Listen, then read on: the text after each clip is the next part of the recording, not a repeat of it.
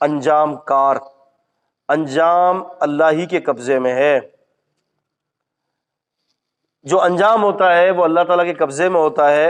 یہاں فرمایا کہ جب آپ کو ہم زمین میں بادشاہ دے دے تو آپ نے نظام قائم کرنا ہے. ایک بات یاد رکھیں کہ زمین پر کلمہ لا الہ الا اللہ کو نافذ کرنے کا نظام ووٹ کے ڈبوں سے نہیں آ سکتا.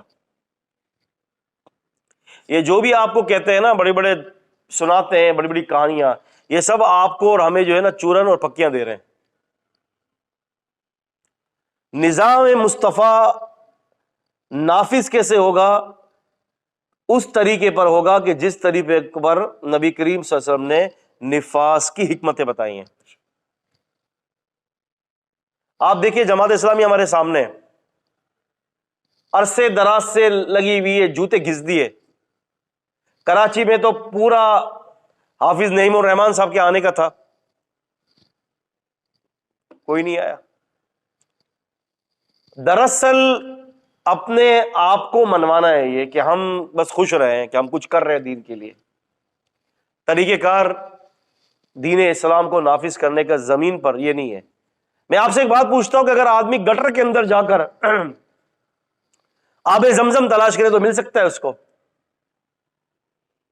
گٹر میں جا کر آب زمزم تلاش کرے، قطعاً نہیں مل سکتا اس کو.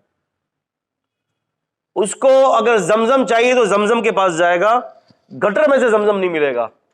ووٹ کا سسٹم، جمہوریت کا سسٹم یہ گٹر ہے، اور اللہ کے دین کا سسٹم زمزم سے بھی پاک ہے. تو پاک چیز گٹر سے نہیں مل سکتی آپ کو، یہودیوں کے نظام سے نہیں مل سکتی آپ کو. مولانا حافظ عبدالسلام بٹوی رحمۃ اللہ علیہ بتا رہے تھے اپنی ایک تقریر کے اندر، کہہ رہے تھے صاف کہا انہوں نے، صاف اللہ ان کی قبر کو روشن کرے، صاف کہا انہوں نے کہا کہ یہ جتنے بھی اسمبلی میں بیٹھے ہوئے ہوتے ہیں نا، یہ کوئی بھی دین نافذ نہیں کر سکتے، سب مجبور ہوتے ہیں، سب لوٹے ہیں سالے. یہ چاہے اتنی بڑی داڑیاں ہوں یا اتنی سی داڑیاں ہوں یا کلین شیو ہے، یہ سارے لوٹے ہیں سارے یہودیوں کے، جو ان کی گندی کتابوں کے اندر، برٹش گندی کتابوں کے اندر جو لپیڑا ہوا ہے نا کلنک اور سیاہی، وہ اسی کے ذریعے منہ کالا کریں گے. دین نافذ نہیں ہوگا. دین نافذ اس سے ہوگا، دین نافذ ہوگا رسول کی حدیثوں سے ہوگا، صحابہ کرام کے کردار سے دین نافذ ہوگا. ان کے کردار کو دیکھیں. وعلیکم السلام. یہ ہمیں بہت بڑا دھوکہ دیا جا رہا ہے، اور ہمیں جو لٹو رسی باندھی پھینکا، ادھر پھینکے ادھر بھی گھومے گا، ادھر پھینکو گے تو ادھر بھی گھومے گا، ادھر پھینکو گے تو ادھر بھی گھومے گا، یوں کر کے ہاتھ پہ رکھو گے تو وہ بھی گھومے گا. ہمیں ہاتھ میں چلایا جا رہا ہے. ہاں، ملوکیت بہتر ہے جمہوریت سے. تو ملوکیت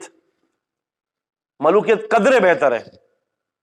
آپ کو یاد نہیں ہے طالوت اور جالوت کے واقعات میں، وَآتَاهُ اللَّهُ الْمُلْكَ وَعَلَّمَهُ مِمَّا يَشَاءُ، اللہ تعالیٰ نے ان کو بادشاہت دی. بادشاہت دی نا. ملوکیت جمہوریت سے تو بہت اچھی ہے. اللہ تعالیٰ نے ادھر طالوت بادشاہ کو ملوکیت دی تھی. ان اللہ قد بعث لکم طالوت ملکا، اللہ تعالیٰ نے تمہارے اوپر طالوت بادشاہ کو مقرر کیا ہے. انہوں نے کہا ہمارے اوپر یہ کیسے مقرر ہو سکتا ہے؟